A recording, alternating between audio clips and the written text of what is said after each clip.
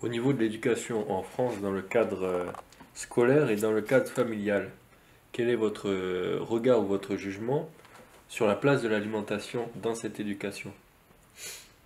Le goût a été sans doute la thématique qui a contribué à changer le statut de l'alimentation. C'est mis en place à Tours un institut français du goût, et je pense que ce moment-là, sous l'initiative de Jacques Puiset, ce moment-là est un moment d'une grande importance dans l'histoire de l'alimentation française. Alors Jacques Puiset, c'est un gars qui travaille dans un laboratoire départemental, qui va s'intéresser à la dégustation, au goût.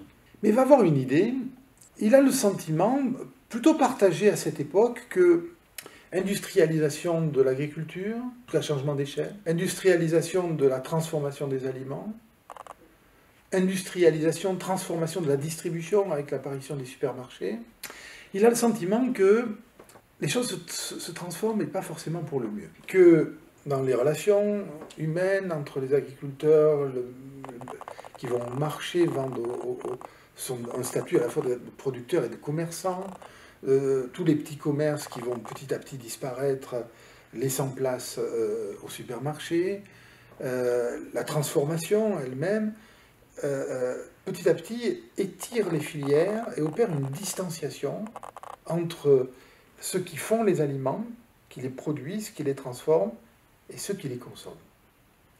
Et là, il a le sentiment que ce qui pourrait être le lien, alors en tout cas, il le formule un peu comme ça à l'époque, il dit à la fois, on perd la culture du goût, qui était quelque chose qui pouvait se transmettre dans ces interactions sociales, et il faudrait donc éduquer les enfants.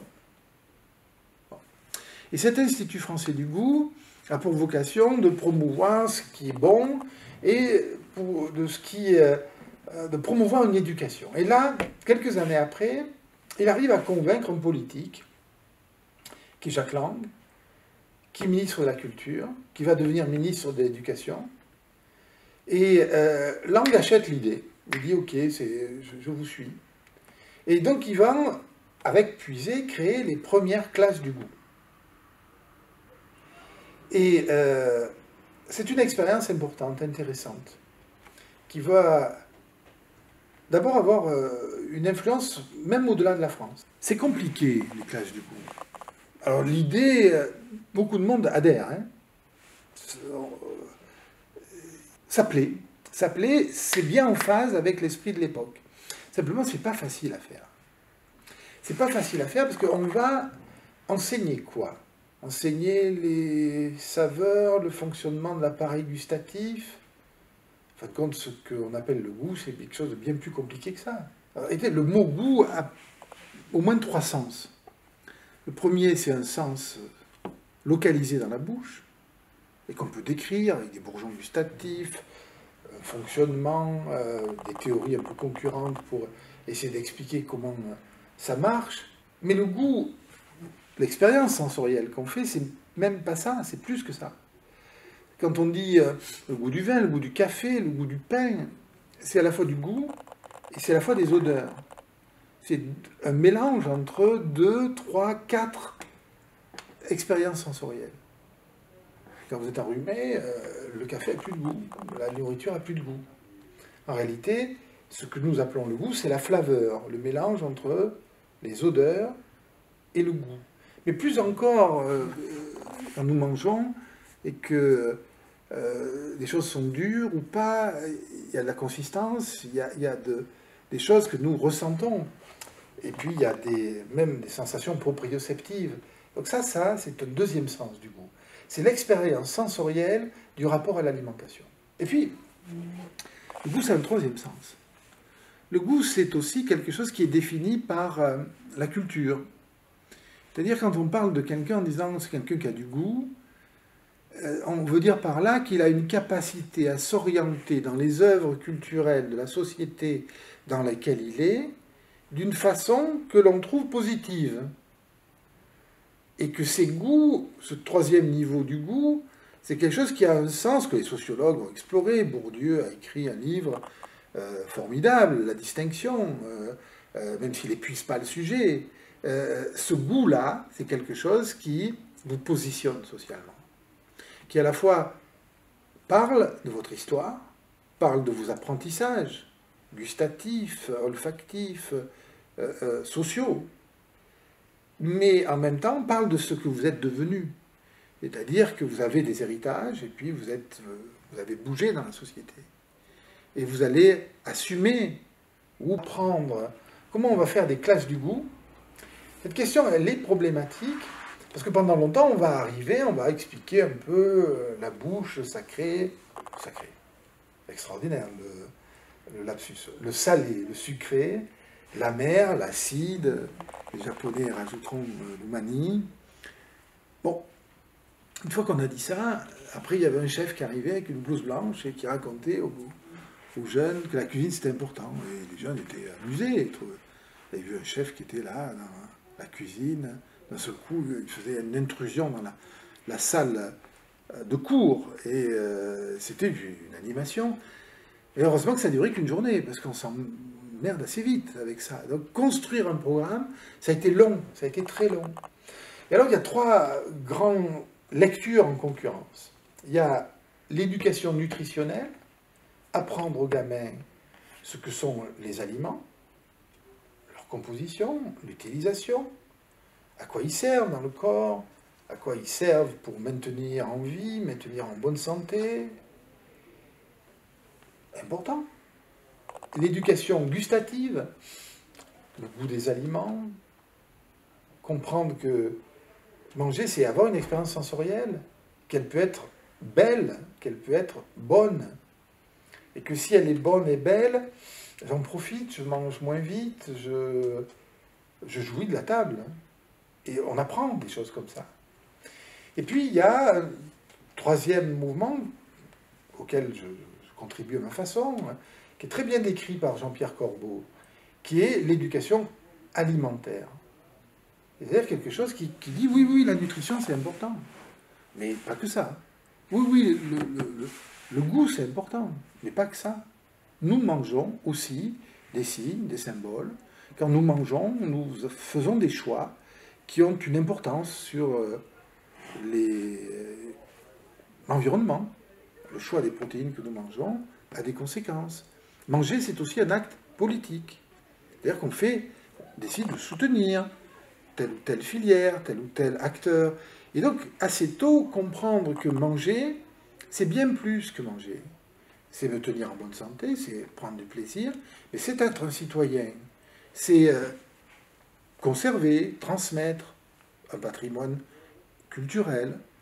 Et c'est aussi prendre des décisions sur les conséquences environnementales, les conséquences politiques, et que ça donne à réfléchir à manger. Et voilà, ça, on est ici dans ce qu'on appelle l'éducation alimentaire. Alors cette éducation alimentaire, on pourrait imaginer qu'elle prenne plus de place. Alors il y a 2 manières de le voir. Il y a une première manière qui consiste à dire, on pourrait imaginer des heures dans l'enseignement. Je pense que c'est assez difficile. Mais on peut imaginer que, d'une autre façon, et c'est en grande partie ce qui est en train de se faire, que la thématique de l'alimentation soit utilisée par le professeur d'histoire, par le professeur de géographie, par le professeur de français. Bien sûr, il n'y a pas que ça, il y avait d'autres choses à apprendre. La physique-chimie. La physique-chimie, absolument. La physique-chimie, la philosophie. Alors je reprends, il n'y a pas que ça, bien évidemment. Mais de temps en temps, voilà, et ça donne cette multidimensionnalité, et ça donne le fait que, dans cette vision moderne, qui a changé le rapport à l'alimentation. L'alimentation, c'était dans la vision un peu classique de la hiérarchie entre le corps et l'esprit, de ces hiérarchies qui renvoyaient l'alimentation un peu à la mécanique corporelle, même si, et c'est un des grands paradoxes français, même si c'était une des composantes de la culture française. Mais le paradoxe qu'on avait, c'est qu'à la fois on affirmait ça, et puis ça n'avait pas de statut dans la connaissance scientifique ou de type sciences sociales et humaines. Bon, ça a changé. Ça a changé, et donc on peut dire aujourd'hui que c'est un peu comme l'écologie, vous voyez.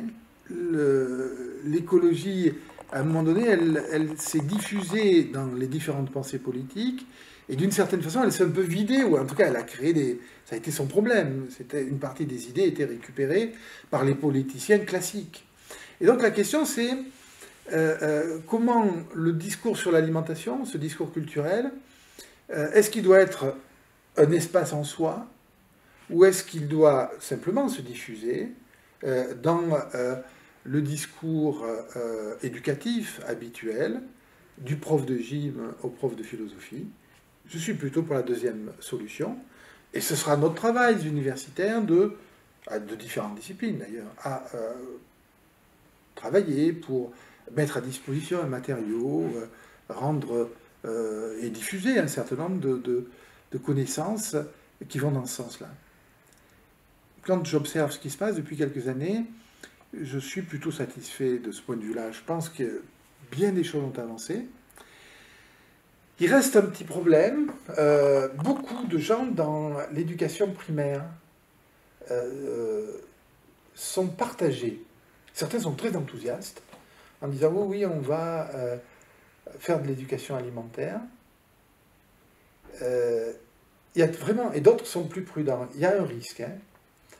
Le risque, c'est de stigmatiser des gamins en jouant trop sur le discours nutritionnel et le discours autour de l'obésité, etc.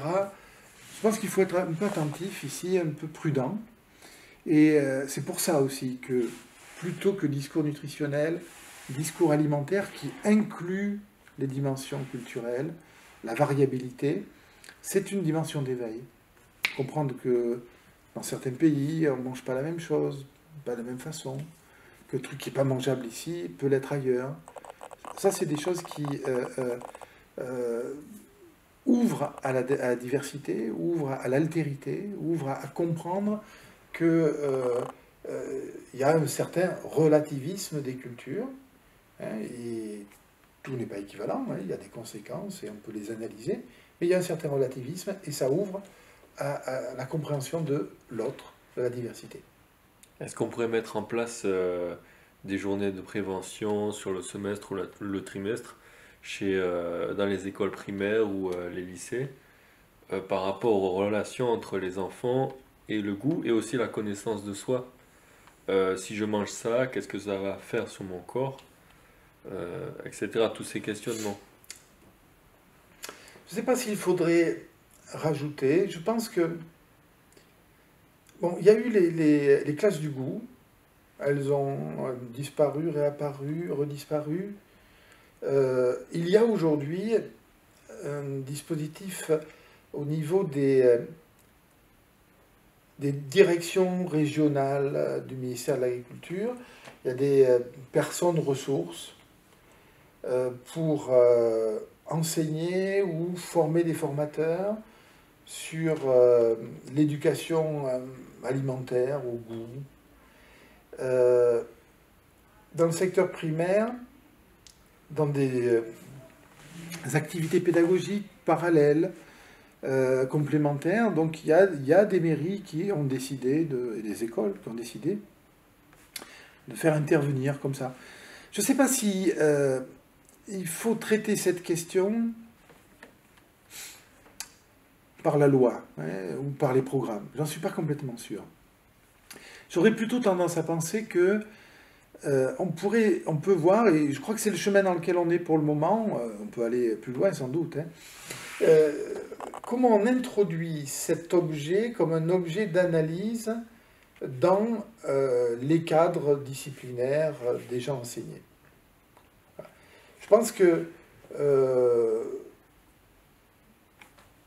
ça donne déjà largement un cadre. Alors, parce qu'on a déjà la semaine du goût, on a déjà...